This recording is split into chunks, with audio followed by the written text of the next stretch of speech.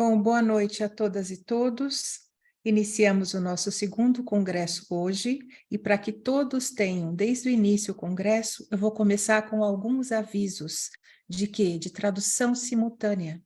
Então, a Nani vai compartilhar agora na tela com vocês, e eu vou fazer a leitura para quem precisar da tradução em inglês ou em espanhol.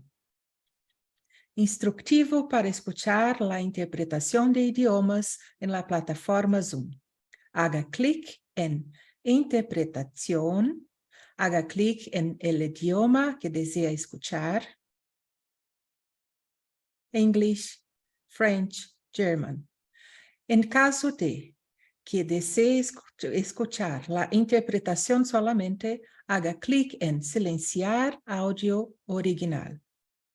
En caso que desee dejar de escuchar la interpretación, haga clic en Apagado. The next one, we can see the English instructions for the interpretation feature in Zoom platform. In your meeting controls, click Interpretation.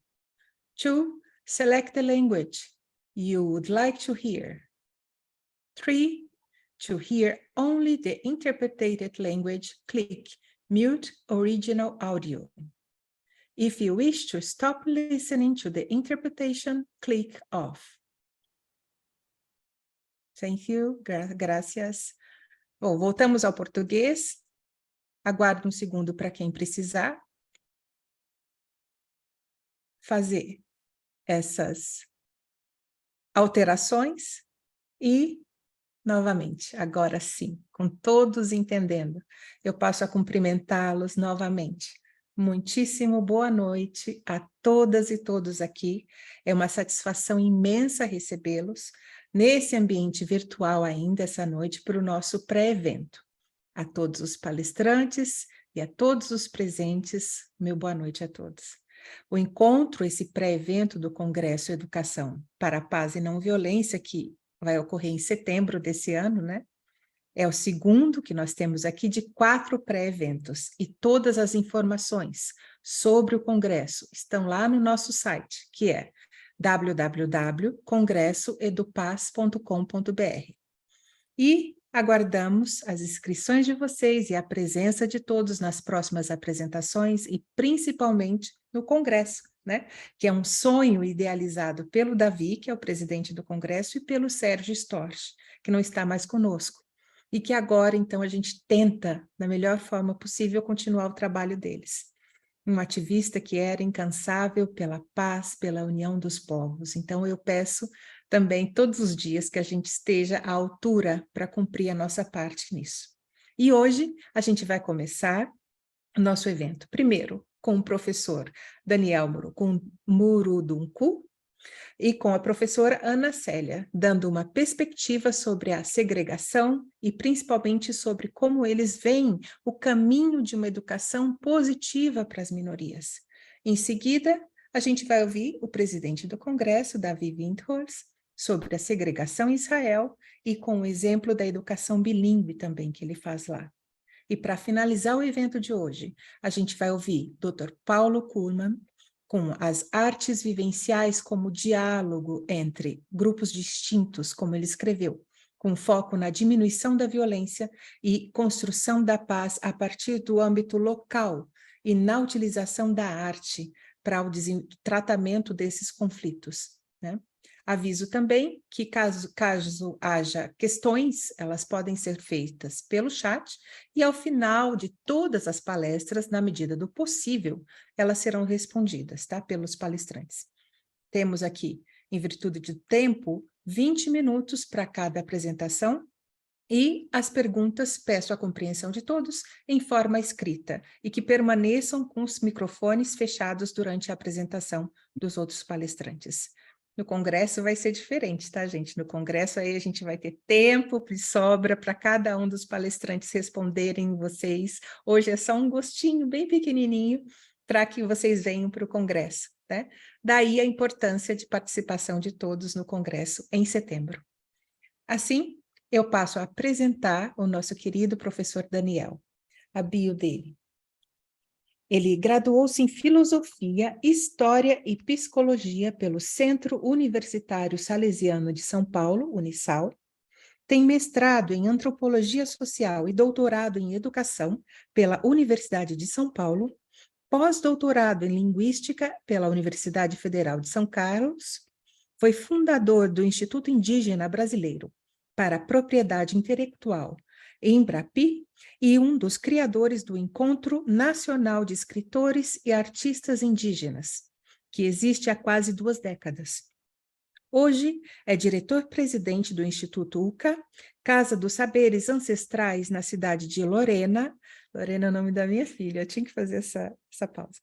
ONG e selo editorial especializados na temática indígena. É também membro da Academia de Letras de Lorena. Daniel já recebeu a Comenda da Ordem do Mérito Cultural por 2 vezes, em 2013, na categoria da Gran Cruz do Ministério da Cultura, maior honraria oficial que um civil pode receber na área cultural. Autor premiado no Brasil e no exterior, Daniel conquistou prêmios como Prêmio Jabuti, por 2 vezes, Prêmio da Academia Brasileira de Letras de Melhor Livro Infantil, Prêmio Érico Vanucci Mendes, do CNPq, Prêmio Unesco para a promoção da tolerância e da não violência. Muitos de seus livros receberam o selo altamente recomendável pela Fundação Nacional do Livro Infantil e Juvenil. Olha que maravilha, temos o Daniel conosco hoje. Passo a palavra, então, professor Daniel, por favor. Fique à vontade. Muito obrigado, Daniela, muito obrigado, professor Davi, em nome de quem eu cumprimento todos os demais presentes aqui na nossa bancada, né? Os professores convidados, e cumprimento também todas as pessoas que estão nos assistindo em todos os lugares desse nosso planeta. É uma alegria, sem dúvida nenhuma, poder participar dessa prévia, né, do Congresso e dizer que fico muito honrado em trazer a palavra dos povos originários aqui para a gente também refletir um pouquinho sobre a presença desses povos na construção de uma sociedade mais igualitária, uma sociedade mais humana e que permita, de fato, que as diferenças possam se expressar da melhor maneira possível. Fazendo isso, certamente, nós poderemos nos tornar humanos melhores e certamente caminharemos para uma cultura de paz, tal como é o desejo de todas as pessoas, não é, que andam por essa terra e querem exatamente isso, viver em paz, né, viver com plenitude, né, e a paz certamente passa pela plenitude. Sem isso, nós não conseguimos, de fato, experimentar no nosso corpo, que é a, é a parte física, né, da nossa experiência de estar vivo. A gente não consegue, de fato, ter uma vida plena, né, e que, portanto, a gente fica pela metade, fica não inteiro. Portanto, a gente sofre um pouco a dificuldade de experimentar no próprio corpo, né, essa vida em plenitude. Queria dizer que eu sou parte de um povo originário do Brasil, né? Meu povo se chama Munduruku, é um povo que vive no meio da floresta amazônica, na verdade, em 3 estados do Brasil: estado do Amazonas, estado do Mato Grosso, estado do Pará, da onde eu sou oriundo, da onde eu venho. E a partir do meu nascimento nessa cultura, eu tive a oportunidade de conhecer um outro jeito, uma outra maneira de andar por esse mundo, trafegar por esse mundo e poder experimentar no corpo uma forma de humanidade que é muito própria, muito particular desse meu povo. Munduruku quer dizer formigas guerreiras, que é uma alusão ao aspecto guerreiro do nosso povo, que é um povo que sabe lutar pela sobrevivência, e sabe fazer também dessas batalhas diárias a sua forma de resistir, né, e de procurar manter viva a sua experiência. Eu sou nascido, portanto, no meio desse povo, dentro desse povo, mas por força de um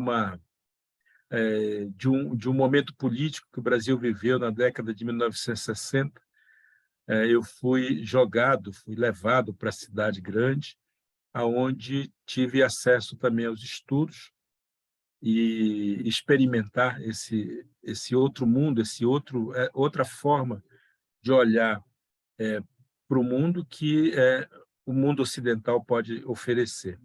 E foi justamente por ter experimentado essas duas experiências, eu fui desenvolvendo meu trabalho, meu jeito de interpretar a sociedade nacional, a sociedade brasileira, e, por conta disso, eu acabei me tornando professor, né, e descobrindo, aos pouquinhos, um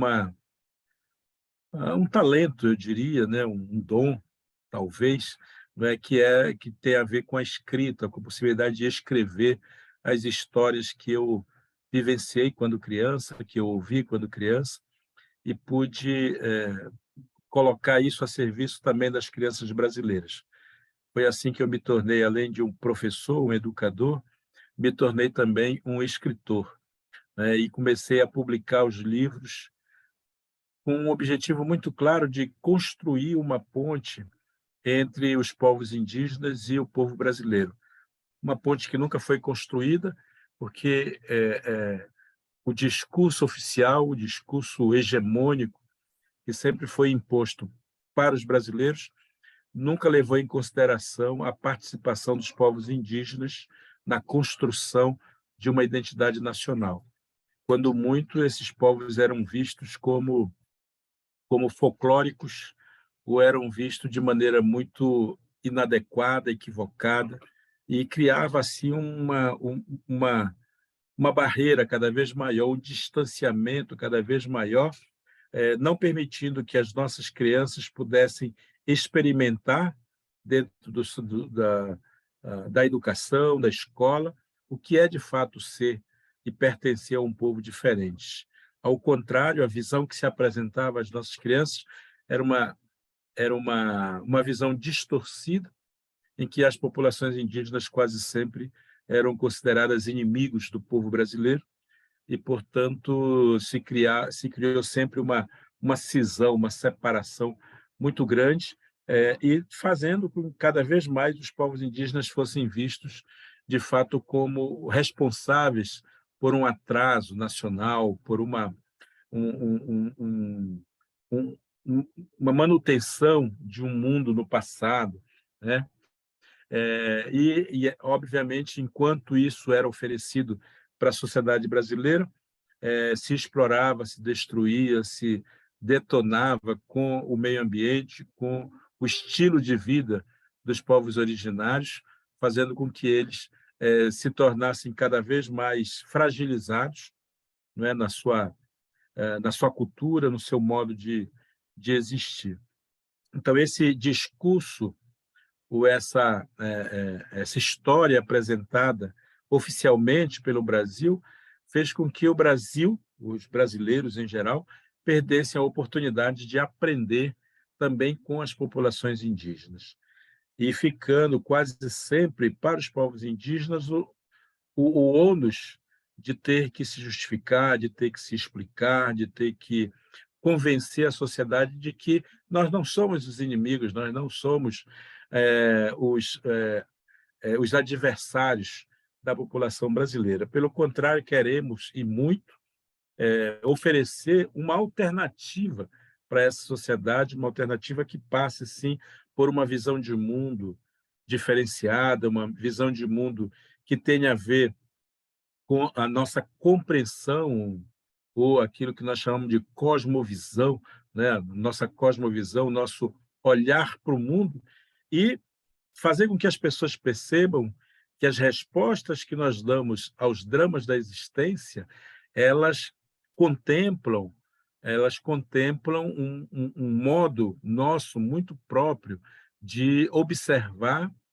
e de nos colocarmos diante da natureza não como donos, não como senhores, não como proprietários da natureza, mas como partícipes, como partes dela. não é? E essa compreensão de que nós somos parte faz com que a gente desenvolva uma relação de parentesco, de fraternidade, de modo que nós, sendo partes da natureza, nós cuidamos dela porque temos a certeza que ela é parte de nós e ela também pode cuidar da gente. Então, essa relação, que é uma relação que não é pautada, que não é que não é vista apenas como domínio de tecnologia e domínio de riquezas, acaba, de uma certa maneira, oferecendo, né, para a sociedade brasileira um contraponto para aquilo que essa sociedade efetivamente foi desenvolvendo ao longo do tempo, né, que é uma visão, de fato, de que nós somos donos, nós somos proprietários, nós somos herdeiros de uma vontade divina que parece querer que a gente destrua tudo, porque assim nós nos tornamos superiores a tudo aquilo que é considerado não natural apenas, né? E isso faz com que a sociedade fosse desenvolvendo toda uma visão distorcida, né? Contra os povos indígenas, que têm, no seu modo de ser, na sua compreensão de existir, uma forma muito simples, uma forma muito harmônica, e que tem muito a ver com o coletivo, tem a ver, e tem a ver exatamente com aquilo que daquilo que a natureza é. E a natureza, ela é sistêmica, a natureza, ela é completa, ela é complexa em si mesma, mas uma complexidade que se traduz, na verdade, em beleza, em harmonia, em sintonia, que se revela no, na sua forma de passar, de transformar, como parte integrante daquilo que nos torna completos dentro da nossa experiência de estar vivos. Não é? Eu costumo sempre dizer para as pessoas, até para que elas façam esse paralelo entre os sistemas de vida, né? Que o mundo ocidental, ele é um mundo voltado, o olhar do tempo ocidental é um olhar sempre é, um olhar sempre para frente, né? Ele vai construindo todo o seu modo de entender o tempo a partir de uma visão linear do tempo. A gente sempre vai olhar como passado, presente e futuro. Para o ocidental, esse tempo é o tempo do relógio, e o tempo do relógio é o tempo da riqueza, é o tempo da produção, é o tempo do acúmulo, é o tempo da poupança, é o tempo do investimento, é o tempo de correr atrás do tempo, porque aqui se diz sempre que tempo é dinheiro. E as pessoas estão o tempo todo correndo atrás do tempo, né? E esse tempo, ele só se realiza, ou ele só é possível de se realizar num futuro, quando a gente quando a gente se tornar alguém na vida. Aliás, a grande pergunta que o Ocidente costuma fazer para seus filhos é exatamente essa, né? O que você vai ser quando crescer? Dentro dessa pergunta está ali escondida o entendimento de que nós, seres humanos ocidentais, nós estamos num processo de nos tornar alguém. E por conta dessa ilusão, nós somos jogados a pensar que nós só podemos nos realizar lá num tempo futuro. E nós somos educados o tempo inteiro para sermos pessoas do futuro. Porque a felicidade nunca está aqui e agora, né? A alegria nunca está aqui e agora, a paz nunca está aqui e agora. Ela é sempre um projeto, e esse projeto é jogado como uma possibilidade, se a gente se comportar direitinho, se a gente seguir de acordo com aquilo que o sistema pede da gente, aí tudo dá certo, aí tudo dando certo, seremos ricos lá no futuro próximo. ou num futuro distante, muitas vezes mais distante do que próximo. Mas e essa visão de mundo do futuro educa as nossas crianças para serem pessoas do futuro. Então, nós não temos nenhuma chance no mundo ocidental de construirmos um mundo de paz imediatamente, porque a paz não é para hoje. A paz ela é sempre um projeto. E a nossa educação, e a gente pode até discutir sobre esse projeto de uma educação para a paz, se estiver baseado sobre o mesmo conceito, né, de futuro e de tempo que tem a ver com o que nós um dia seremos, nós nunca vamos encontrar essa paz de fato. Esse é o tempo ocidental, mas nós temos o tempo, e esse é o tempo indígena, né, o tempo dos povos originários, que vale tanto para os indígenas brasileiros, quanto para os indígenas africanos, os australianos, os norte-americanos ou em qualquer outro lugar do planeta, porque todos esses lugares têm os povos originários. Essa visão de tempo indígena é uma visão ligada à natureza. Se no Ocidente o tempo é o tempo do relógio, no tempo ocidental, no tempo indígena, o tempo é o tempo da natureza, e a natureza ela é justamente cíclica. A natureza ela é coletiva, diferente do tempo ocidental, do tempo do relógio, que nos educa para o egoísmo. O tempo da natureza nos educa para o coletivo, nos educa para a realização de todos da mesma maneira, não é? De modo que as pessoas, elas, a sua realização, ela não para em si mesma. As pessoas não são adversárias umas das outras, elas são parceiras, assim como a natureza é parceira. E como nós somos natureza, nós temos que ser parceiros de todos os outros seres, humanos ou não. Esse tempo é o tempo da circularidade. Entre os Munduruku, existe apenas dois tempos: o passado, que nós chamamos de memória, e o presente, que nós chamamos de agora. Não é? Não existe na língua Munduruku uma palavra que é para futuro. Nós não sabemos definir o futuro, até porque nunca o experimentamos, né? Então, existe só o tempo passado, que é o tempo da memória, e o presente, que é o tempo hoje, o tempo de agora, não é? E em cima dessa construção de tempo é que nós também construímos todo o nosso a nossa pedagogia, a pedagogia que transmite os saberes para as nossas crianças. E nós, nos entendendo parte da natureza, vamos também entendendo que, assim como na natureza, nós temos 4 estações, não é?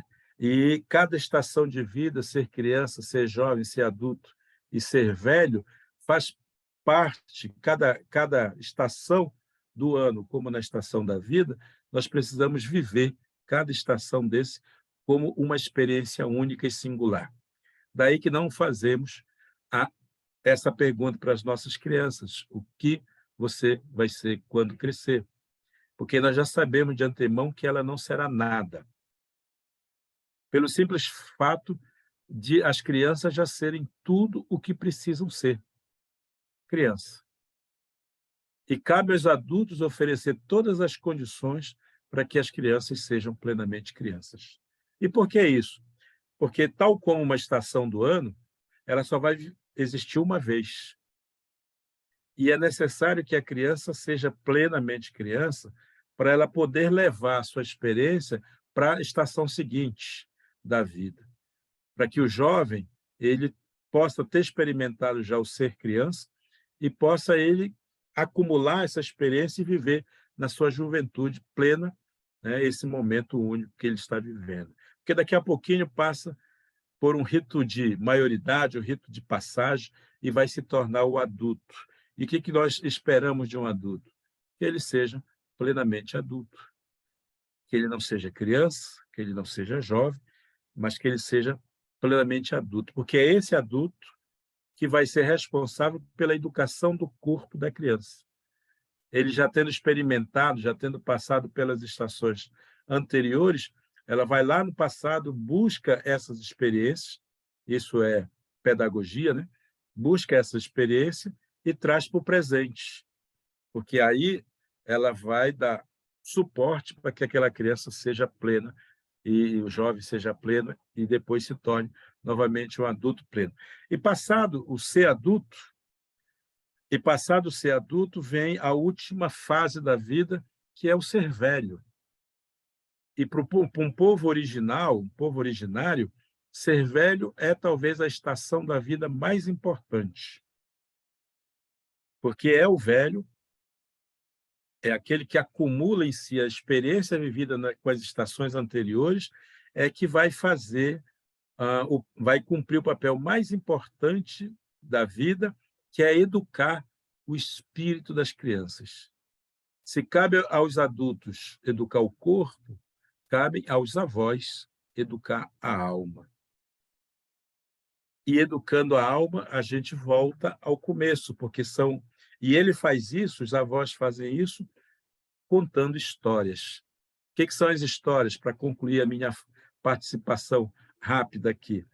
O que são as histórias? Elas são a forma de nós encontrarmos o presente e o passado. Que é o velho, o contador de história, ele vai buscar na memória todas as histórias que ele sabe para dar sentido à existência dos mais jovens, para dar sentido ao pertencimento das crianças.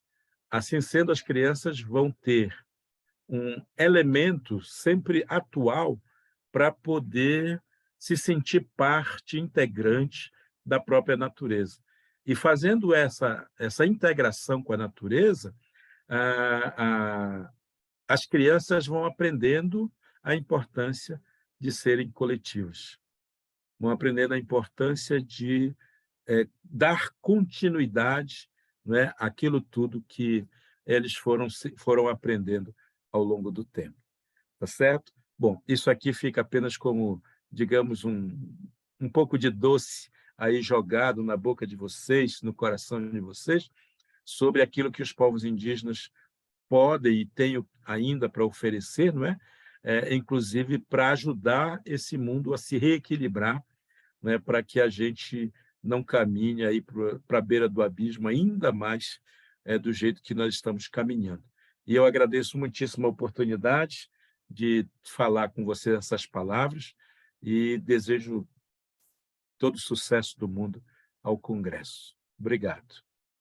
Nós é que agradecemos, Daniel, extraordinário, assim, o que eu posso dizer muito sucintamente? Eu acho que desde a invasão do Brasil, né, a humanidade já precisava dos ensinamentos dos povos indígenas. E hoje, mais do que nunca. Então, aguardamos você no Congresso para ouvir mais, para conversar mais. E essa apresentação de hoje foi muito instigante, eu acho, para todos nós aqui e para quem for ver isso depois também. Agradeço muito em nome de todos os organizadores do Congresso. Muitíssimo obrigada. Passo a palavra agora, vou ler primeiro, né? O extraordinário currículo também da professora Ana Célia da Silva. Professora Ana Célia é licenciada e bacharel em Educação pela Faculdade de Ciências Sociais, a UFBA, 68-69, mestre em Educação pela UFBA também em 88, especialista em Estudos Africanos, Lato Sensu pela UFBA em 86 e doutorado em Educação em 2001, professora titular aposentada da Universidade do Estado da Bahia. Publicou A Discriminação do Negro no livro didático em Salvador, em 95 já. Desconstruindo a discriminação do negro no livro didático. A representação social do negro no livro didático O que mudou, por que mudou? Salvador, em 2011. Retrospectiva de uma trajetória de ações afirmativas precursoras da Lei 10.639 de 2003. e publicações em diversas coletâneas. A educação para as relações de igualdade na alteridade, o recalque e os estigmas da alteridade na educação, a reelaboração do recalque e do estigma na prática pedagógica, alguns determinantes na educação da reelaboração do recalque e estigma da alteridade humana. As referências dela, Frantz Fanon, Henri Giraud, Machado, Wanda Silva, AC. Bom, é isso. Para quem quiser procurar, já demos até os códigos aqui de achá-la nos lattes da vida, em qualquer outro lugar. Professora, por favor, com a palavra, fique à vontade para a sua palestra. Obrigada. Talvez o seu microfone está fechado? Posso abrir? Está aberto. Ótimo. Só um minuto, Boa por noite. gentileza, canal de inglês está saindo no canal de português, por gentileza, intérprete, troca o canal para o canal de inglês. Obrigada. Pronto, professora Ana Célia, fique à vontade, desculpe. Boa noite a todas as pessoas que nos assistem. Eu quero pedir licença à ancestralidade maior e quero pedir licença ao Pai da comunicação para que a minha fala seja entendida, compreendida e exata para todas as pessoas. Eu quero falar sobre a importância da educação para o restabelecimento presente ou futuro de uma paz no nosso planeta Terra.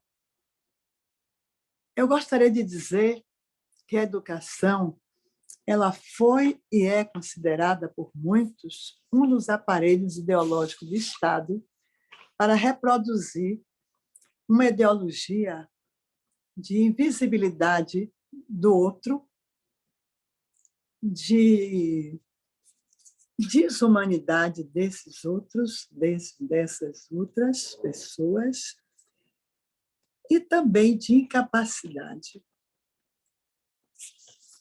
Henri Giraud, antes de Henri Giraud, nós temos um autor muito importante que ele dizia o seguinte em relação a esse papel de aparelhos ideológicos que atribuem também à educação, além da família, além das igrejas, e aí vem a educação no seu âmbito de escola, de currículo, de materiais didáticos. Eles diziam o seguinte: em uma sociedade de recursos escassos, bens econômicos de prestígio são distribuídos seletivamente entre os que representam, de alguma forma, o Estado e o governo que exerce o poder. Quem diz isso é Carlos Rasenbauer. Por que colocar essa questão ideológica no contexto da educação? Porque, numa sociedade de recursos escassos, nem todos têm direito a bens de prestígio econômico. E uma das formas para que essas pessoas não tenham acesso a esses bens é estereotipando-as, é reduzindo-as em sua humanidade, sua cidadania, e dando invisibilidade a essas pessoas. Essa questão atinge a população negra, indígena, LGBTQIA+, deficientes, pobres e muitos outros. Mas será que a educação só tem esse papel? Nós temos autores como Henri Giraud e o próprio Fanon, em alguns momentos, que dizem o seguinte: eles dizem que a ação humana realizada através das experiências do cotidiano, das práticas culturais dos grupos subordinados, possibilitam a apreensão da contradição, a reelaboração e a resistência às ideologias do recalque e das diferenças da alteridade humana. Giraud fala isso com muita propriedade. Wanda Machado uma amiga e colega, mestrado depois de religião, ela diz o seguinte: as religiões africanas, como área de resistência, são formadoras de uma identidade sedimentada a partir dos ancestrais divinizados e seus arquétipos. Esses ancestrais divinizados, que podem ser inquices, voduns, orixás e encantados, eles têm arquétipos positivos e as pessoas que pertencem a eles se identificam e se fortalecem e criam uma identidade diferente daquela identidade que recalcaram. E nós perguntamos como eles conseguem isso. Eles conseguem se enraizando na cultura, na história dos seus antepassados. E eles conseguem, através da música, através das histórias do seu povo, através dos provérbios, através das poesias, das leituras, da religiosidade ancestral e na convivência com seus iguais ou assemelhados. E aí nós perguntamos como é que nós começamos a reconhecer que nos essa palavra é difícil de eu dizer, reizamos, quando eu começo a gostar de mim, quando eu começo a me aceitar, quando eu começo a aceitar o meu cabelo crespo, não acho que ele é ruim, ele é diferente, quando eu começo a gostar de quem parece comigo, quando o homem negro começa a gostar de casar, de viver, de conviver com a mulher negra, quando ele deixa de praticar esqueci o nome agora da palavra. Você sabe que uma pessoa de 82 anos esquece as coisas um pouco. Eu sou uma velhinha, sou idosa. É importante tudo isso em relação a nós sermos maioria da população, enquanto mulheres, enquanto descendentes de africano, estarmos numa relação vertical, estarmos sendo representados enquanto minoria e desumanizados. Nós não somos considerados humanos e nós vemos isso na prática pela pouca capacidade que tem a sociedade de sentir compaixão de nós. Quando nós somos fuzilados, executados, encarcerados, quando nós somos torturados. Lélia Gonzalez disse: preso comum é preso político, pelas condições que são dadas a eles na sociedade. E foi negado no Congresso, em 80 e pouco, Congresso que teve aqui da anistia. Não aceitaram essa proposta de Lélia Gonzalez, uma nossa militante que já está no Urum. Então, nós precisamos urgentemente transformar a educação em um aparelho de ressignificação dessa representação desumanizada, invisibilizada, reduzida, que faz com que nós internalizemos essa representação e nós não gostemos de nós, enquanto mulheres, enquanto negros, enquanto LGBTQIA+, todas as diversidades humanas que são recalcadas, que são humilhadas, que são vistas de formas verticais. O que é que nós precisamos fazer para que nós sejamos considerados diferentes e não desiguais? É estabelecer a nossa humanidade, extrair de nós, de nossa mente, essa representação que foi repetidamente recalcada em nossa mente. Essa representação que foi naturalizada e que nós achamos que somos esse representado e não o que somos realmente. Nós temos várias formas de ressignificar. Uma das principais é contar a nossa história. Contar a nossa história para que as crianças aprendam. Contar as histórias de nossos antepassados. Trazer a história que é negada, a história da Lei 10.639, até hoje não foi implementada em grande parte no Brasil. Porque ela conta a história dos povos africanos, conta a história dos povos indígenas, e a história não pode ser contada, porque dá exemplo negativo a esse povo que está, em grande parte, excluído dos seus direitos de cidadania e humanos.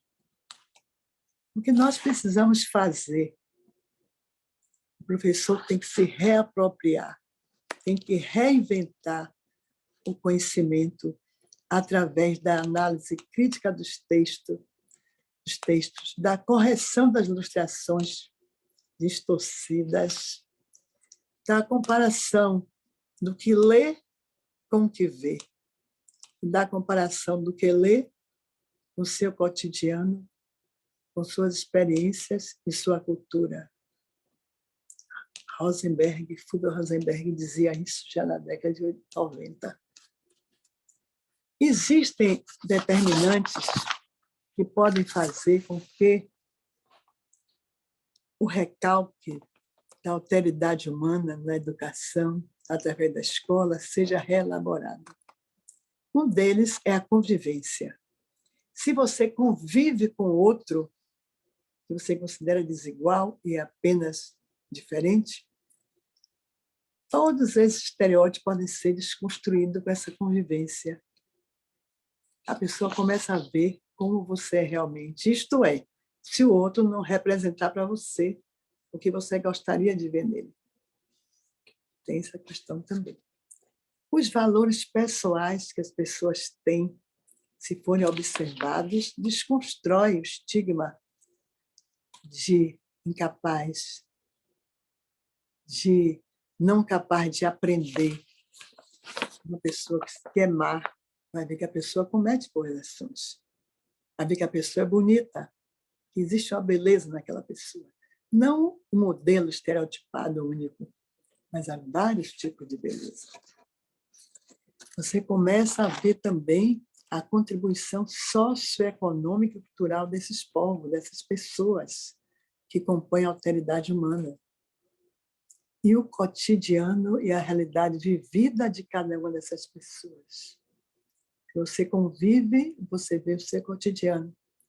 E você não vai mais dizer que ela não quer nada, como dizem comumente, como ela não se esforça, como ela tem tudo e não recebe, não retribui, fazendo algo positivo.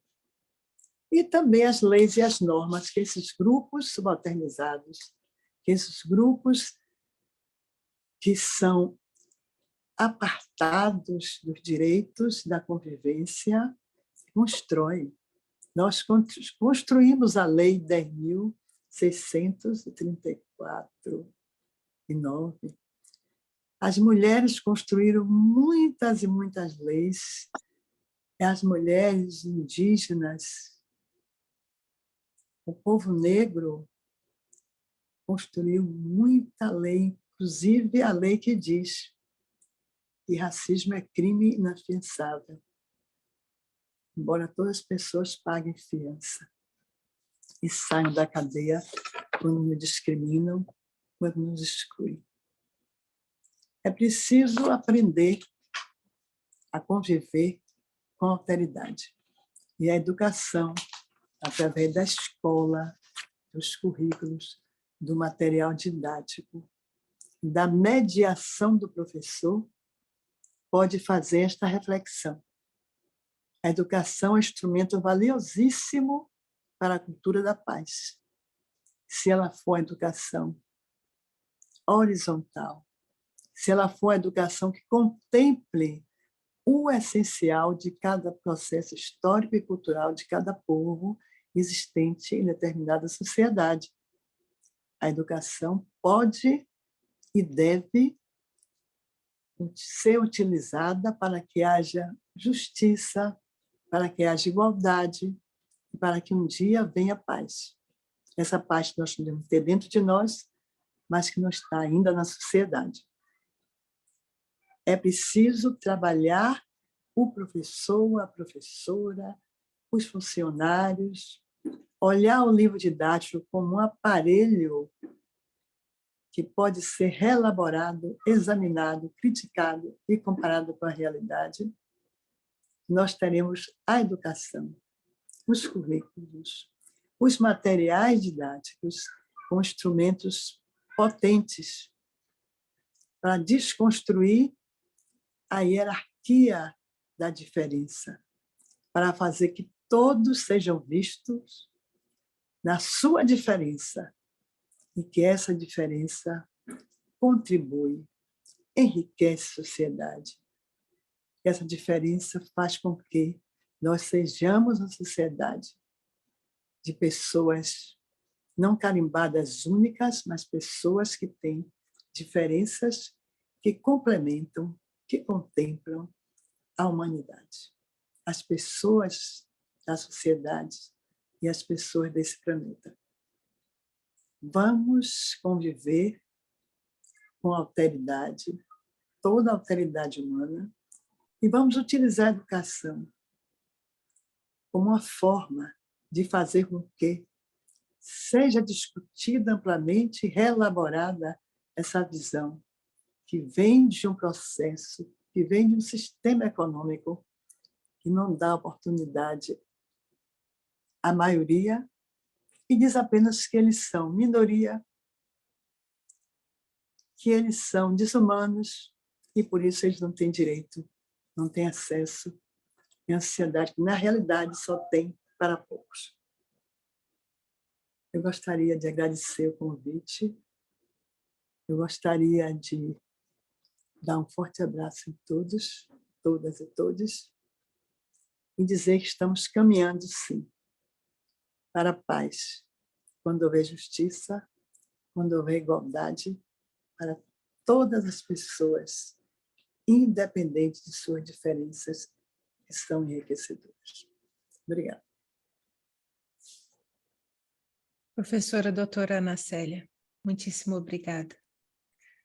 Que a gente possa ouvir mais você, que a gente possa conseguir realmente implementar uma educação que extirpe de uma vez o desrespeito pelas pessoas por atributos pessoais, que não interferem em nada, ao contrário, enriquecem positivamente, não interferem negativamente na convivência humana, né? Nossa maior riqueza é a diversidade, a pluralidade. Que isso seja de uma vez por toda implementado. Assim, vai demorar? Não sei. Mas a gente tem que começar de algum ponto. E a gente já começou e vamos só continuar. E toda vez que encontrarmos um professor, uma professora, acolher essas pessoas que tanto fazem e tão pouco reconhecidas são. Agradeço demais pela sua obra, pela sua vida, pela palestra hoje aqui e espero ouvi-la novamente. Obrigada. Passando agora para o nosso presidente, meu querido Davi. Vou ler aqui também o currículo de novo, tá? Davi é presidente do Congresso, bacharel em Educação pela Universidade de Jerusalém, mestre em Terapia Ocupacional de Grupo, Gestalt, e Dinâmica de Grupo pela Universidade de Tel Aviv, doutorado em Andamento em Inteligência Emocional e Comunicação Não Violenta, fundador e diretor da ONG Alternative, Centro de Educação para a Paz e Não Violência, trabalhando com israelenses e palestinos.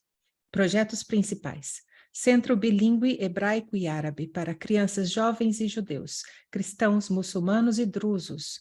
One Billion Rising, contra a violência contra a mulher. Oficina de mediação de narrativas e solução de conflitos por meios não violentos. Coordenador do curso de facilitadores de grupo em sexualidade saudável.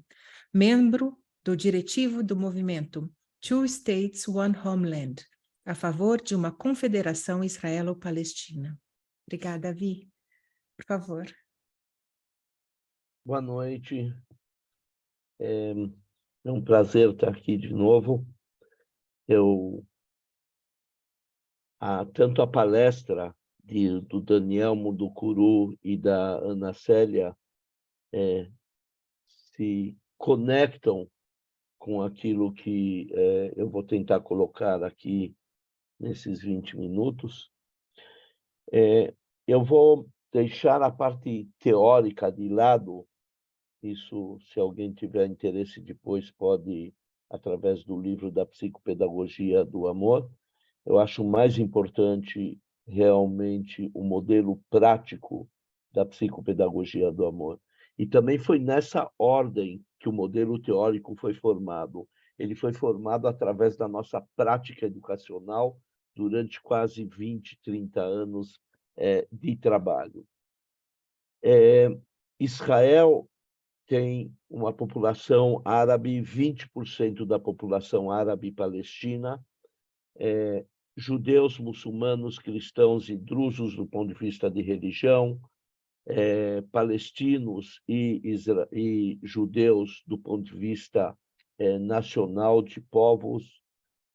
E no norte, onde nós iniciamos o nosso trabalho, nós temos vários modelos de estrutura, poderia dizer, urbana, cidade, kibbutz, moshav, aldeia comunitária. E as nossas crianças vêm, e jovens, eles vêm de todo esse espaço. O nosso centro se chama Merhavim. Merhavim, a tradução é espaços, justamente para identificar esses espaços no qual as crianças chegam a nós. 4 modelos básicos formaram a minha ideologia educacional. Primeiro, Paulo Freire, na relação do diálogo e da relação simétrica de um educando-educador com um educador-educando. A segunda, a Gestalt, através do holismo do ser, da questão de aqui e agora e da heterogeneidade ou da diversidade dos grupos com os quais nós trabalhamos. A inteligência emocional nos traz o processo espiral e a inteligência múltipla nos traz a democracia da inteligência. Eu vou tentar colocar agora o Onita. Ok. Eu vou tentar. Por que não deu?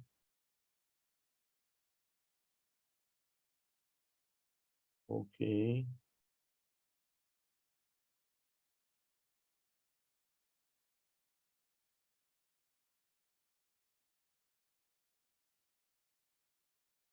Eu vou tocar em alguns pontos básicos do nosso modelo, do ponto de vista prático.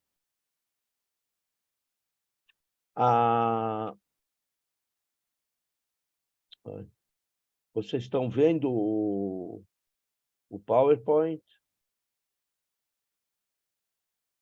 Alô?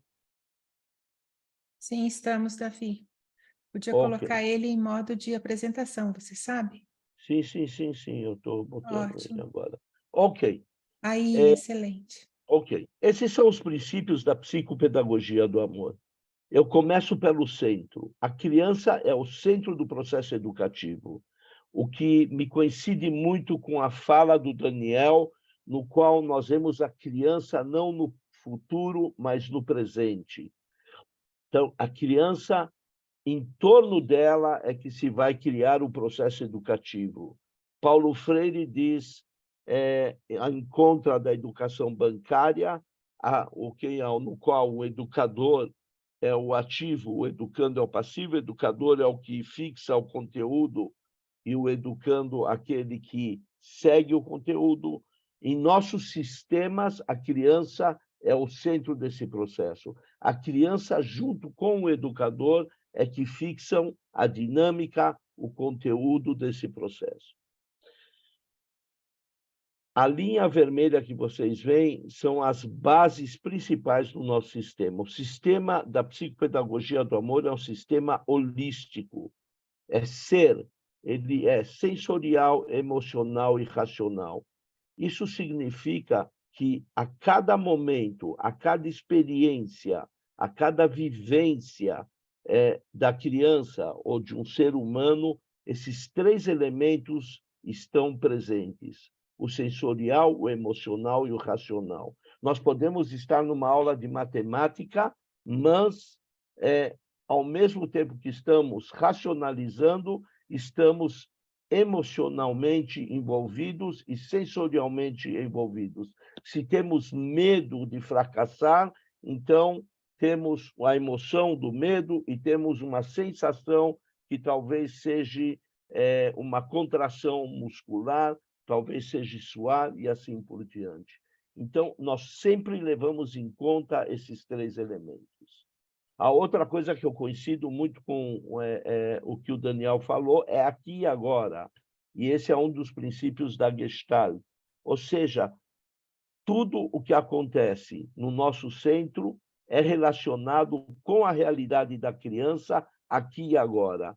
Aquilo que ela pensa, aquilo que ela sente, aquilo que ela se movimenta, aquilo que ela sensorialmente está agindo.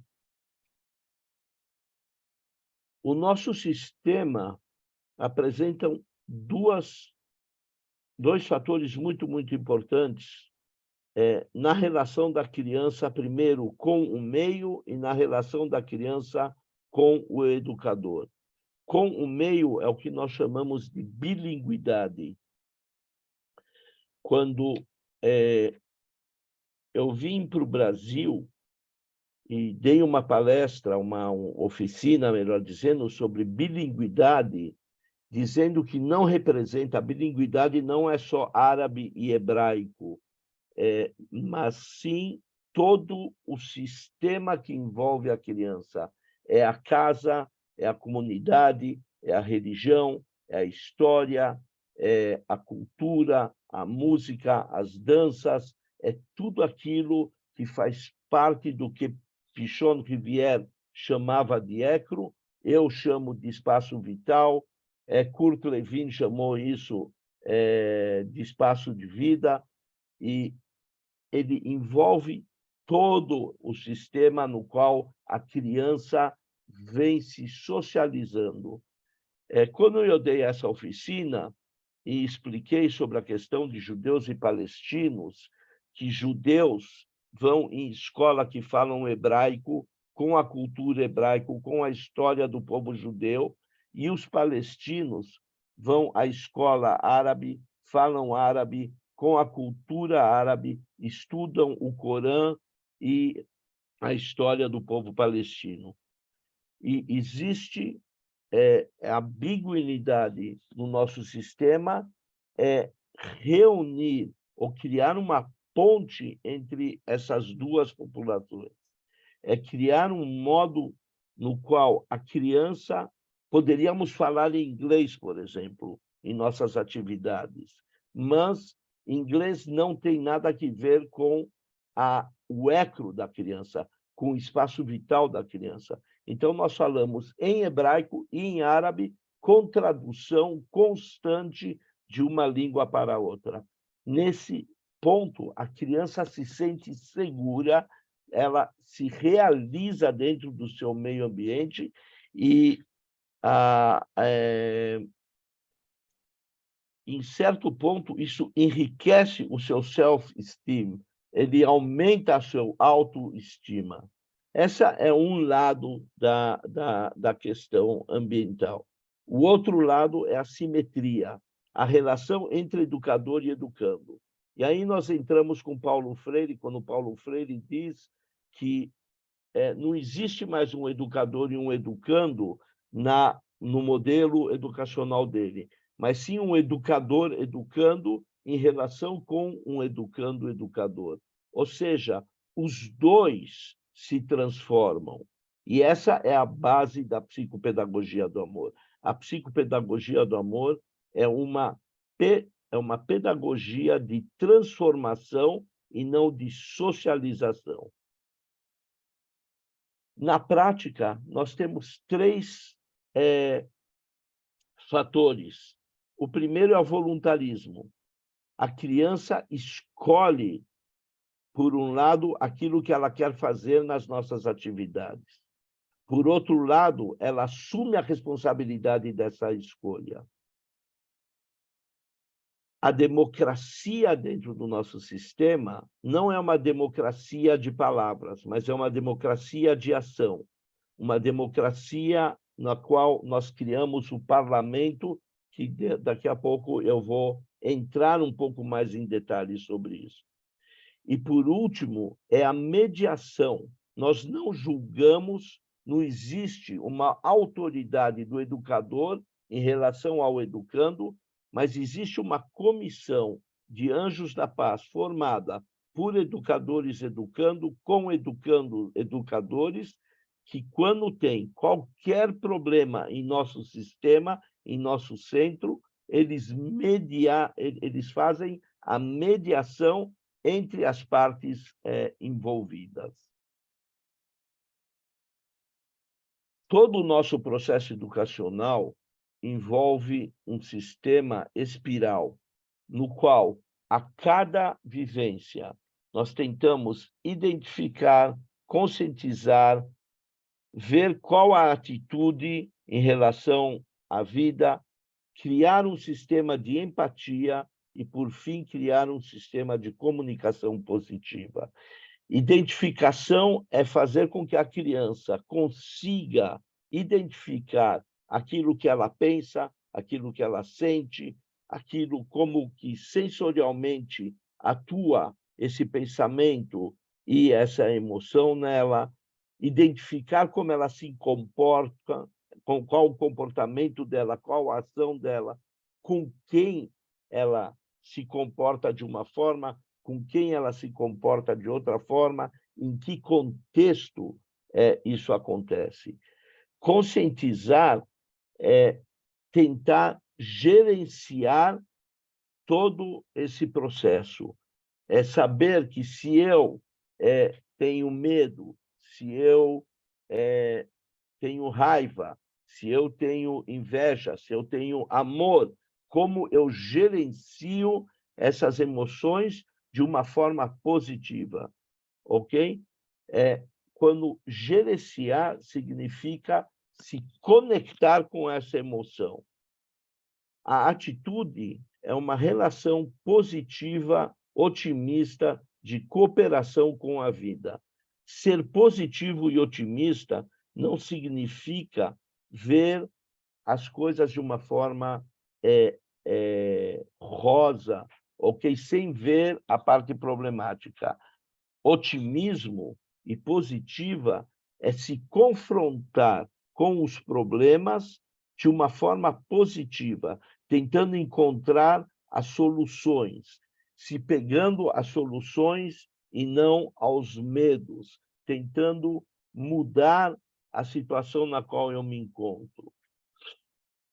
A empatia, logicamente, é exatamente a identificação, mas em relação ao outro. É me colocar na posição do outro. É tentar entender o que o outro sente, o que o outro pensa, quais são os valores dele.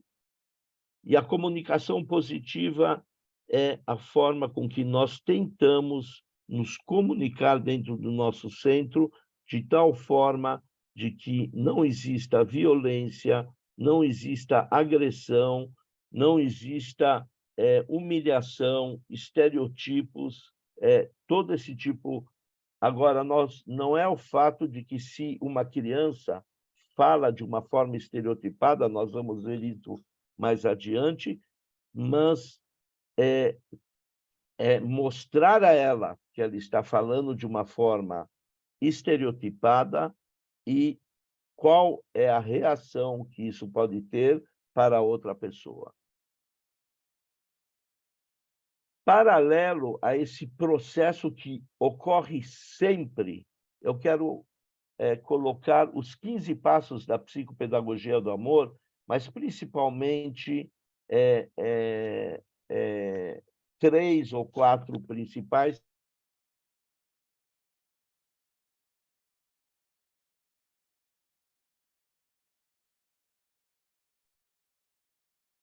Davi travou para vocês também? Muito a parte sensorial. Voltou. Toda a nossa capacidade de captar o mundo é através da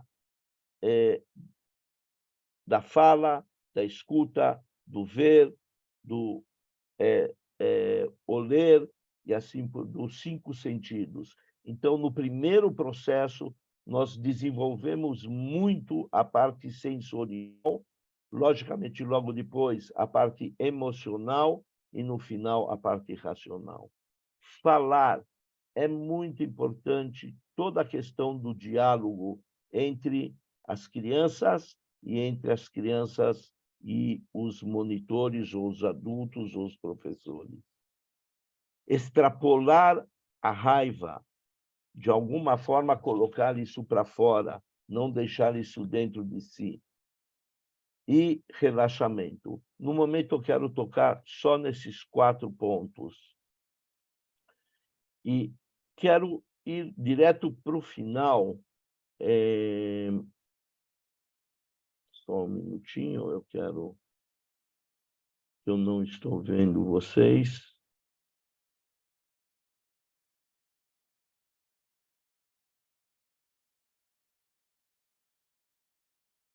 Bom. Ok.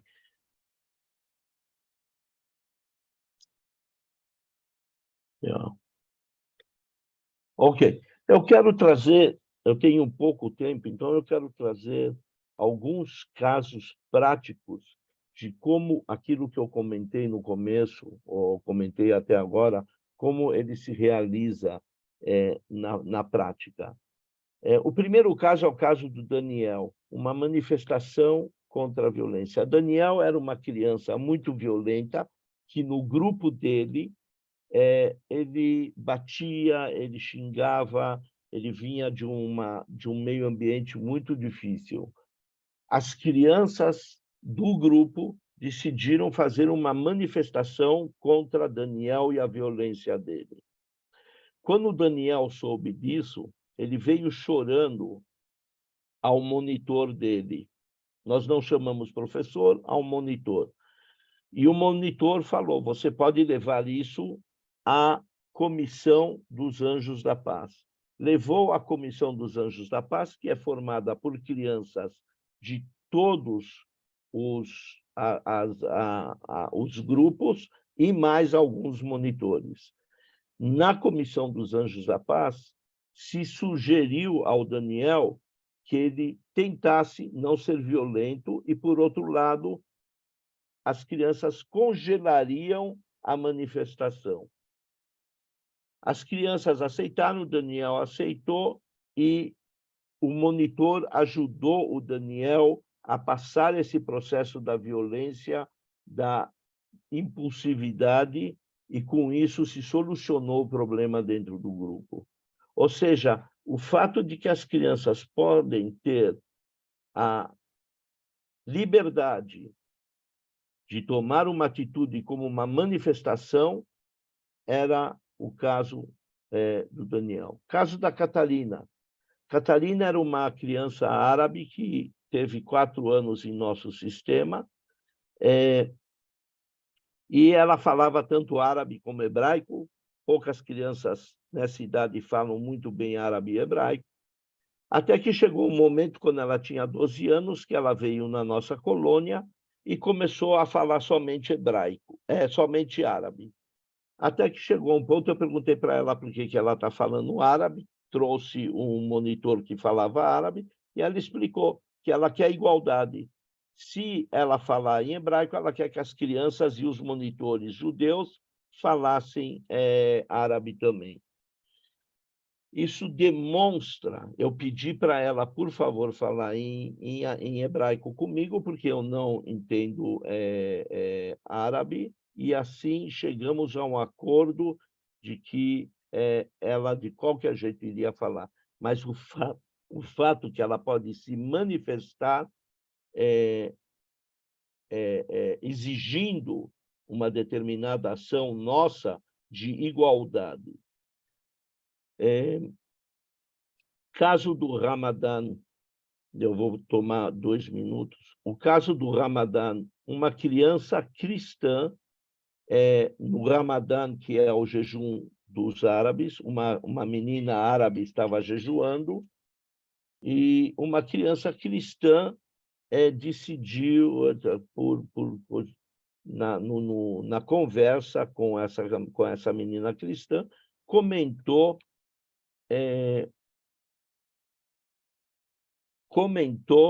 de que era um absurdo uma criança de 12 anos jejuar. Se formou um diálogo, em vez de dizer para essa criança de que ela não podia falar isso sobre o jejum, não podia ofender, nós criamos um diálogo. E nesse diálogo tomamos uma decisão de que nós íamos visitar Acre, e íamos visitar uma igreja, uma sinagoga e uma mesquita, e cada uma das crianças, a judia, a cristã e a muçulmana, iriam explicar como era a religião deles dentro desses templos. E assim foi feito. Fizemos um passeio, por um lado, e, por outro lado, cada uma das crianças, cada uma das religiões, era a primeira vez que um judeu entrava numa mesquita ou numa igreja, primeira vez que um muçulmano entrava numa igreja e numa sinagoga, e também uma criança cristã que entrava numa mesquita e numa sinagoga. E a última, com isso, o que eu quero trazer com esses exemplos é que todo o processo não é centrado no educador, ele é centrado no educando. É a criança que determina, é a criança que marca o meio ambiente, é a criança que define aquilo que como solucionar os problemas. E se a Ana Sérgio falou em autoestima, em estabelecer nossa humanidade, de se reinventar e da convivência, é exatamente isso que acontece nesse centro. E a última coisa que Ana Célia disse, a diferença enriquece. E o nosso lema é realmente conhecer as igualdades e festejar as diferenças.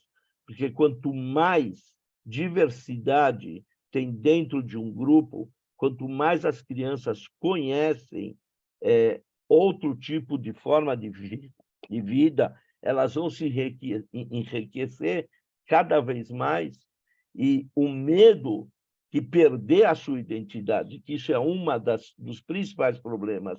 Os judeus têm medo de que, no contato com cristãos e muçulmanos, eles acabam perdendo a sua identidade judaica. O cristão tem medo que acabe perdendo a sua identidade cristã, ou, a nível nacional, a sua identidade palestina ou a sua identidade judaica. Dessa forma, o que nós fazemos é mais ainda reforçar a própria identidade, o próprio self-esteem, ok? A estima. Eu acho que vamos ficar por aqui. Ainda teria muito o que dizer, mas isso, então, como a Daniela disse, é uma introdução para o nosso congresso, que lá realmente vou expor bem mais a fundo. Daniela, posso só mais 1 minuto? Claro que pode. Presidente me perguntando? Não, claro que sim. Essa é a democracia. Eu não mando nada aqui. Essa é a democracia. Ok, o último caso, eu já disse isso na primeira palestra, mas eu quero só ressaltar, porque eu acho isso importante. Temos 3 regras para tirar o poder do educador. A primeira é que é o voluntarismo, que já comentei. A segunda é que o educador não pode gritar. E a terceira é que não existe punição para as crianças. Tudo tem que ser solucionado através do diálogo. E um dia eu cheguei no centro, e nas nossas atividades, e tinha uma criança arrancando uma flor, e eu fiquei muito bravo que ela estava arrancando do jardim, gritei com ela. Uma hora depois, me chamam para a comissão dos Anjos da Paz, e eu pensei que eles queriam uma orientação, uma assessoria, e lá estava a criança que veio reclamar que eu infringi as regras do nosso centro. Conversando, uma criança de um outro ano sugeriu o seguinte, que o Davi, no parlamento, o parlamento é uma reunião de toda a comunidade nossa, no final do dia, que no parlamento o Davi peça desculpas para a criança por ter gritado e infringido a lei. E a criança concordou, eu concordei, no final do dia no parlamento, eu me pus em frente de todas as crianças, de todos os monitores, e pedir desculpas para a criança. Essa é ação democrática. Ação democrática não é chegar na sala de aula e falar sobre democracia. É que a criança vê um modelo de educador educando, porque eu também aprendi minha lição naquele momento, aprendi da minha vivência, da minha experiência, da minha raiva interna que eu tinha, que não consegui controlar e gerenciar ela. Então, nesse momento, toda a colônia, todas as crianças, o impacto que isso teve na continuidade do nosso programa foi incrível, porque as crianças não precisavam de mais uma palavra para entender que o nosso sistema era realmente democrático. O diretor do centro, ok, teve que pedir desculpas para uma criança de segundo ou terceiro ano primário. E isso, essa que é a base do nosso sistema. Ok. Obrigado, Daniela, pelo minuto. Eu que agradeço, Davi. É assim, você sabe da minha admiração por você, por isso que a gente está aqui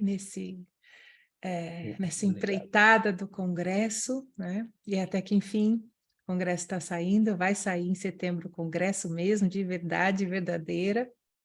E é isso, ensinar, por exemplo, as religiões, não com objetivo proselitista, não, mas para esse fomento do respeito, da tolerância entre os povos, né? E entendimento das decisões alheias, isso é importante. Né? Nada proselitista, não é ecumênico, vamos colocar assim, pode ser interreligioso, mas é só conhece o outro, né? Desde criança, talvez a sociedade mude. Eu tenho certeza que a partir daí é um caminho muito bom que a gente pode traçar. E agora a gente vai, então, conversar, ouvir o professor Paulo Kuhlmann, professor da Universidade Estadual da Paraíba, em Relações Internacionais, e palhaço social Mancado Bom. Dedica seu estudo para a paz, com foco na diminuição da violência e construção da paz a partir do âmbito local, e na utilização da arte para o tratamento de conflitos. Doutor, em 2007, em Ciência Política pela Universidade de São Paulo, coordenador do Grupo de Estudos de Paz e Segurança Mundial e do projeto Universidade em Ação, PUA, membro da Rede de Pesquisa em Paz, Conflitos e Estudos Críticos de Segurança, do Conselho Latino-Americano de Investigação para a Paz, colaborador da ONG Palhaços Sem Fronteiras, Brasil, desde 2020, integrante da Comissão de Diversidade e Cultura de Paz da organização também. Professor, com a palavra, por favor. Obrigada.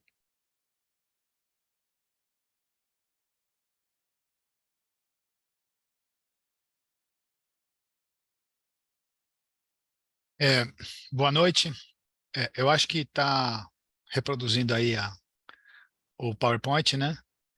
Esse é o Mancada o Bom, o meu palhaço, né? A gente estava numa escola, na área externa da escola, onde a gente providenciou que um artista ensinasse para as crianças como fazer essa pintura na parede, né? Então, que elas escolheram a frase e tudo mais, né? E foi muito legal esse momento de se apropriar da área externa da escola como parte da escola também, né? É uma praça ali logo do lado da escola. E essa é uma parede da escola que estava toda pichada, toda ruim. Enfim, e para mim, tudo isso que foi falado é fundamental. Eu só queria dizer, Davi, que me impressionou muito esse teu exemplo, porque eu li o livro do Janu Korzak, Como Amar uma Criança, e ele fala exatamente do tribunal, né? E ele passou pelo tribunal, né? Eu assisti também o filme, né? Acho que são 200 meninos do Dr. Korzak, e é exatamente essa forma que ele trabalhava em orfanatos, né? E é muito legal a gente ver como esse impacto, né, de quebrar as hierarquias e trabalhar de uma forma mais democrática, como é bonito isso. Eu estou conseguindo aqui, esse que é o duro, deixa eu ver aqui. Bom, enfim, eu não estou conseguindo passar o slide. Deixa eu ver aqui se eu me viro aqui com isso. Bom, eu sou palhaço já há uns 12 anos, né? E com essa lógica da palhaçaria, essa lógica da palhaçaria é fundamental para mim, porque ela me faz verificar. Eu estou passando slide, gente, vocês estão vendo meu slide? Então, né? Sim, estamos em apresentação 2011, é essa página? Então, Eu, isso, é, ok. Então, aqui são aquelas coisas que eu já fiz e tudo mais, né? E, e, e os que já foi falado, inclusive. Aqui, vocês estão vendo agora uma imagem, outra imagem, né? Da gente numa praça, e foram uma das primeiras apresentações minhas, e vocês podem ver como a minha maquiagem e minha roupa era horrível, né?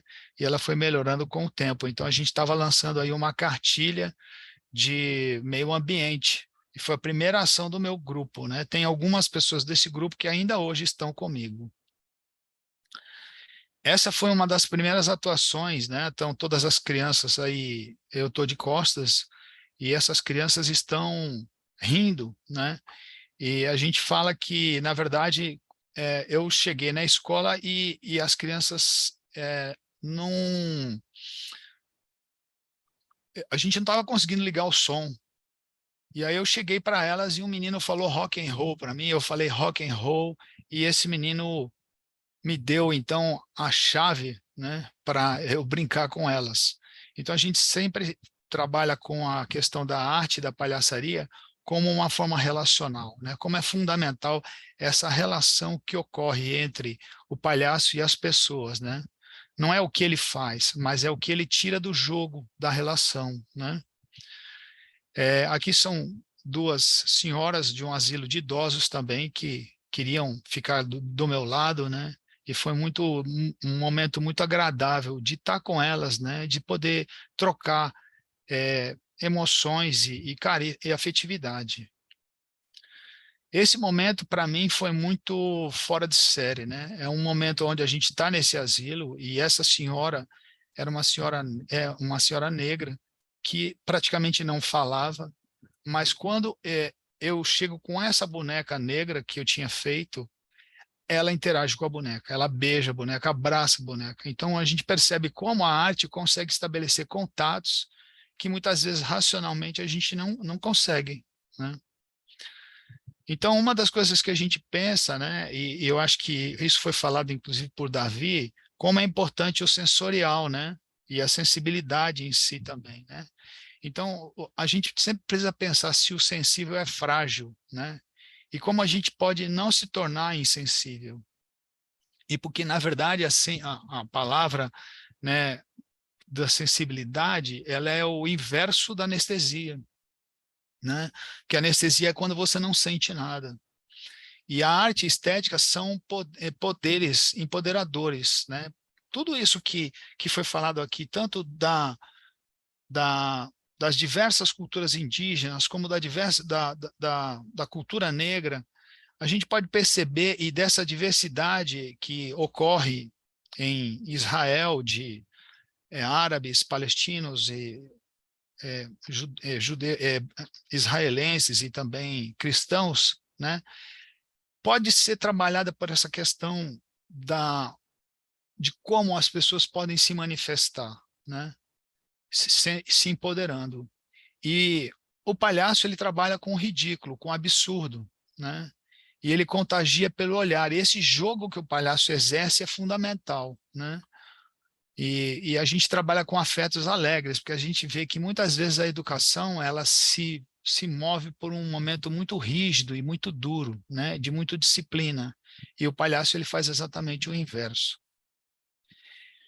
E uma das coisas que a gente observa, principalmente no meu grupo, é a Caminho da Paz como uma possibilidade, uma necessidade de uma capacitação interna do grupo. Então, a gente se capacita como palhaço, como executor de ciclo de diálogo, realizando mediação, e aí essa capacitação interna proporciona uma transmissão de conhecimento e, posteriormente, uma capacitação externa. Então, por isso que a gente faz capacitações de palhaçaria e tudo mais. Esses que estão aí são alguns dos palhaços que estão sempre com a gente, né? E uma das pessoas que passou por esse curso, ele disse isso: ao me tornar palhaço, eu fui me tornando mais eu, me conhecendo, sabendo que eu gostava e que não gostava, né? Então, é muito legal isso, que como a arte proporciona esse encontro com a sua identidade. Isso aqui é uma escola de ensino infantil que a gente foi, e a gente fez toda uma estrutura de brincadeira, mas as crianças chegaram quase como presidiárias e elas ficaram encostadas na parede, né? E elas não saíam da parede, porque a educação delas estava tão castradora que eu tive que me ajoelhar e conversar com cada criança para que ela saísse da parede e pudesse brincar, né? Olha só o que tinha do outro lado, né? E como foi difícil tirar elas dali. Então, é assim, é uma coisa muito louca, né? A dificuldade que algumas escolas têm de saírem dessa posição de presídio e de se transformarem num lugar lúdico e de vivências, né, afetivas felizes. Essa poesia, né, esse haikai, foi meu tio, né, que tem esse nome maluco aí, Itagiba Kuhlman, né? Que já faleceu, e ele fez esse haikai: armar-se, amar-se, a diferença não é um R, é um erro. Então, a gente trabalha pela arte com a lógica de construir momentos de questionamento em relação à violência, né? E por meio desse haikai, a gente fez um número de palhaço, e aqui estou eu, né? Essas crianças, numa simulação, o palhaço que está com a camisa cinza, ele ia fuzilar uma das crianças, né? E aí eu paro e não faça isso e tal. E a gente estabelece um diálogo, né? E a letra R é o fuzil, né? Então a gente transformou a letra R da poesia num fuzil, e aí a gente faz esse jogo de palavras também com elas. E no final, né, a gente acaba se abraçando, né? Tanto aquele que ia executar algo de ruim com as crianças, né, e como aquele que impede, né? Então a gente realiza esse encontro, né? Que a paz é um encontro também. E esse aqui é Tortel Poltrona, é o fundador dos Palhaços Sem Fronteiras, né? E ele diz que os palhaços sempre estão ao lado dos marginais. Eu falei isso pessoalmente com ele, né? E porque é nesse lugar que está a liberdade. Então, o palhaço é um marginal, né? E encontrar-se no local da marginalidade, né, causa em você tira uma estrutura de poder em cima de você. Então, eu, por exemplo, quando vou nas escolas, as pessoas não sabem que eu sou professor, doutor, essas coisas todas. Elas sabem que eu sou palhaço. E, para mim, isso é muito mais digno e muito mais maravilhoso do que elas me reconhecerem pelo meu título acadêmico, né? Outra coisa que a gente também utiliza, né, é o teatro, né? E isso, algumas das coisas que eu estou falando aqui tem relação com o Augusto Boal, que também tinha uma lógica do teatro do oprimido, que é muito próximo da pedagogia do oprimido do Paulo Freire, né? Então, o Augusto Boal falava que a gente precisava tirar a polícia da cabeça, né? Porque muitas vezes a gente tem uma porção né, principalmente os povos marginalizados e oprimidos, têm uma porção de polícias na cabeça, de comportamentos que eles têm que executar para que não sofram e tudo mais. Mas eles precisam saber que eles são pessoas, que eles precisam ter voz, que eles precisam colocar sua sensibilidade para fora, né? E a metáfora possibilita juntar, né, como aquele R que vira uma arma. Então a metáfora ou as formas de transmitir metaforicamente fazem com que você consiga juntar ideias fundamentais e complexas numa coisa mais simples. E a arte possibilita você criar e transformar, né? E viver outras experiências que você não viveria, né? E ela pode também dar um ensaio para a revolução, como diz Augusto Boal, que é preparar para a transcendência, né? Isso é maravilhoso. E para a gente construir a paz, a gente precisa ter imaginação, criatividade e pensar na transcendência. A gente trabalha também com contação de histórias e fantoches, e que vão trabalhar ideias de comunicação, né? A gente faz com que as crianças façam fantoches, contem suas histórias. E isso estimula a leitura, inspira elas, né? E faz com que elas deem vida a uma coisa que não tinha vida, né? Então aqui está a gente fazendo uma oficina de contação de histórias, né? E aqui o nosso grupo contando história para as crianças, né? Essa história ficou muito bacana, as crianças estão muito atentas aí. E eu com o fantoche trabalhando, fazendo um jogo com a criança, né? Isso é muito importante, porque ela também se comunica comigo. Não sou só eu, numa posição superior, que me comunico. Não, ela também se comunica, né? E aí ensinando fantoches, né, de espuma para um grupo de educadores, educadoras. Aqui as crianças fazendo fantoche de caixas de leite para que elas possam contar as histórias delas. Essa foi uma peça de teatro que a gente fez, falando sobre a violência na região que a gente convivia. E a gente fez entrevistas com diversos grupos, formamos monólogos, costuramos os números, né? Fizemos um trabalho corporal e fizemos a apresentação para a comunidade. Foi muito interessante, muito legal essa apresentação. Esse grupo é um grupo de ensino médio que a gente deu formação e eles se tornaram palhaços e palhaças. E alguns, inclusive, são palhaços hoje em dia, né? E realizam, um deles é mágico, né? E é muito legal ver como que isso fortaleceu eles e praticamente todos eles entraram na universidade também. Esse aqui é uma comunidade do Aratu que a gente foi, né? E é muito legal como a gente se conecta pelo abraço, né? E a gente cria relações de afeto, né? Essa é a outra escola, né? E aí a gente vê eu me maquiando, eu sempre começo me maquiando e as crianças se pintando, as pessoas pintando as crianças, né? E criando uma relação com elas, né? E é um momento muito bonito, né? E às vezes as crianças pintam a gente, pintam até mais do que deveriam, né? Teve uma aluna minha que saiu com a cara, o rosto dela todo vermelho desse momento aí. Acho que dá para ver aqui, né? Uma que está deitada, está totalmente vermelha, inclusive o braço dela e tudo mais. E é muito legal isso, né? Essa relação maluca que as crianças criam com a gente. Então, a ideia que eu penso que é fundamental para a gente trabalhar, né? É como contaminar e multiplicar o pensamento da não violência, o pensamento da paz, né? E perguntar para todos vocês que estão assistindo, né? Qual a sua forma de expressão artística? O que você pretende comunicar? Qual que é a sua estratégia de amor? Como você pode inspirar as pessoas, né? E a palavra entusiasmo significa Deus dentro de si. Eu acho muito legal essa palavra, porque como é fundamental a gente poder entusiasmar e emocionar as pessoas. Em alguns locais que eu fui, as crianças diziam que elas estavam participando de um espetáculo, né? E para mim era só um show de bonecos, mas para elas aquilo era muito forte, era muito bacana, né? E a gente faz isso nas escolas.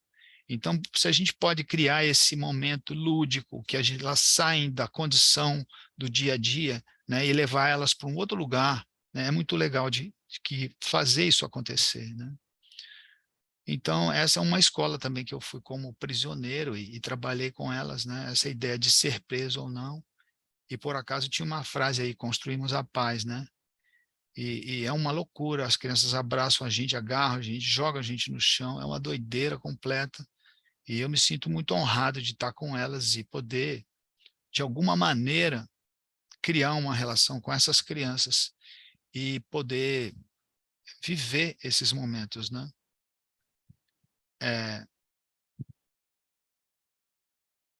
E é isso, gente.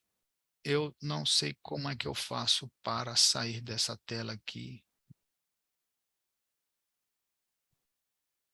Pronto, já saíram para mim. Muito bem. É isso, muito obrigado.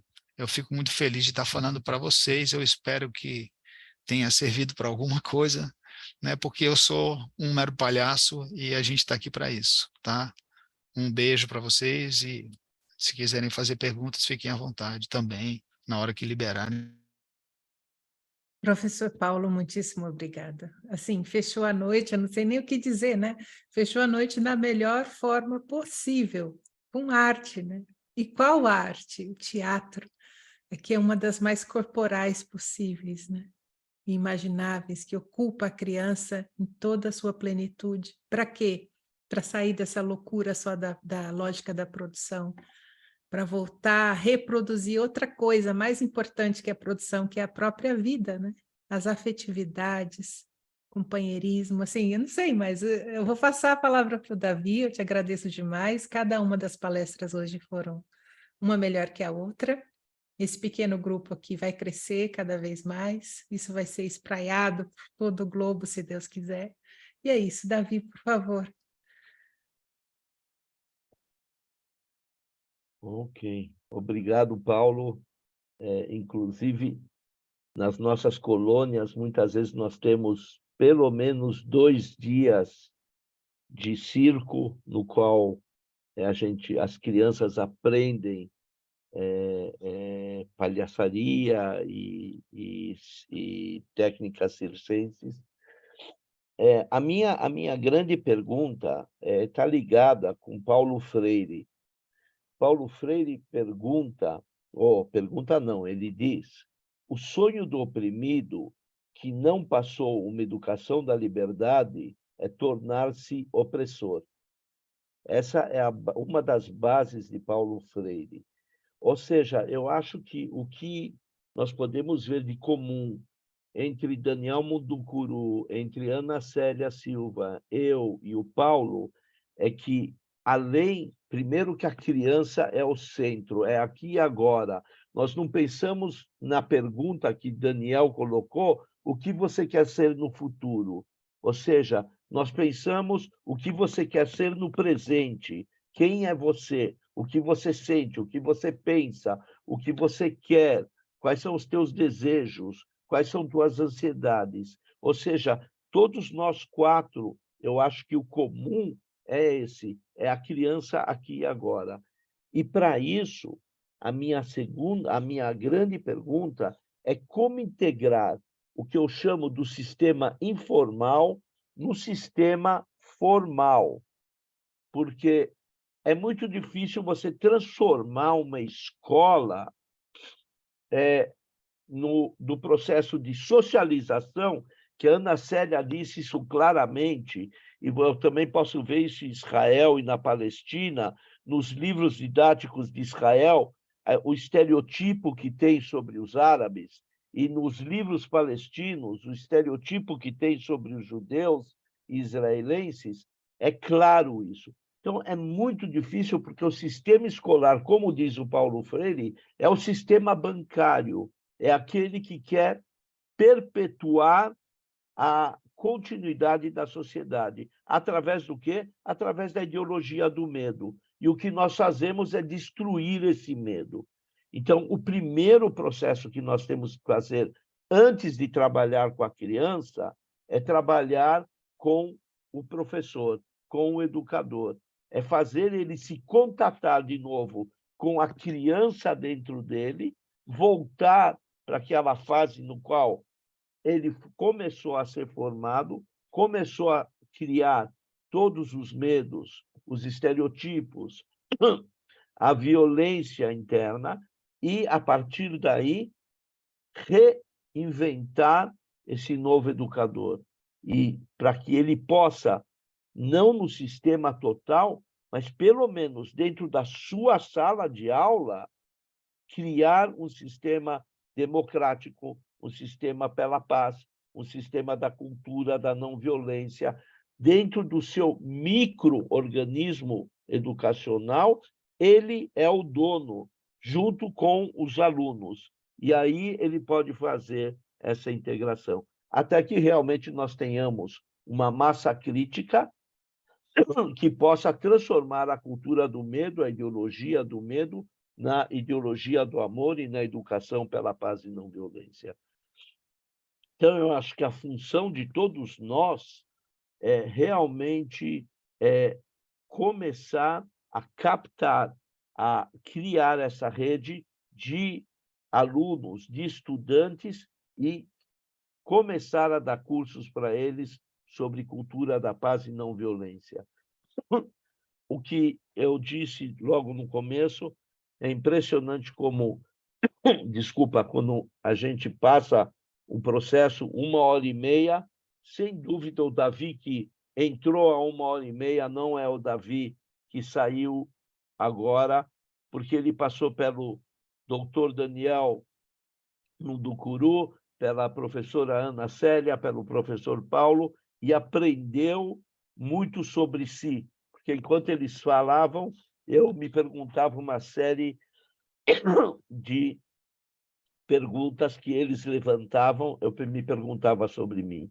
E esse é o processo de educador, que é o melhor processo, que nós temos que passar adiante essa conscientização de se perguntar o tempo inteiro quem sou eu como educador. E a principal pergunta é se eu amo esse trabalho, se eu amo as crianças, todo o resto é consequência desse amor. Obrigado a todos. E só uma coisa, eu não tenho medo de que nós estamos num pequeno grupo, porque há 30 anos atrás, quando nós começamos em Israel esse processo, nós éramos 4, 5, e hoje nós temos 20.000 crianças com as quais nós trabalhamos. É um processo, é uma maratona, mas a gente não vai se cansar, e se estamos juntos, então nós vamos ter a força suficiente para chegar no Congresso com 4, 5, 10 vezes mais do que somos hoje. Muito obrigado, Daniela, por levar isso adiante. Obrigado, Obrigada, Ana gente. Célia, obrigado, Paulo. Até a próxima. Nos vemos em Até a breve. próxima.